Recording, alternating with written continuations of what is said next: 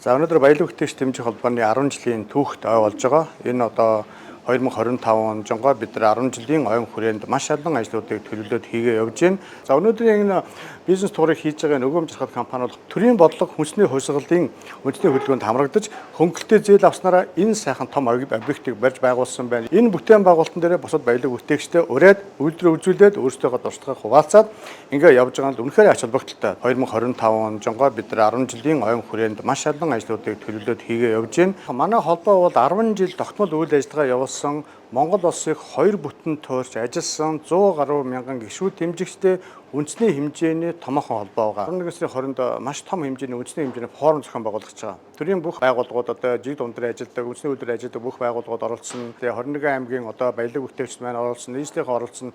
2026 оноос Монгол улсад чинээдэд дундаж давхархтай Монголыг бүтээхийн төлөө бид том үрээ тавьж ажиллаж байгаа. Яг тэр концепцэнд дор хилцүүлэг хийгээд бид цаашдынхаа ажлыг тодорхойлоод дараагийн 10 жилд бид нар Монголын жижиг үйлдвэрлэлийг одоо дэлхийн хэмжээнд хүргэж дэлхийн зах зээл рүү гарсан брэнд үйлдвэрлэдэг тийм аж ахуйн бодлого нь дэмжих тийм томоохон зорилгыг тавьж ажиллаж байна.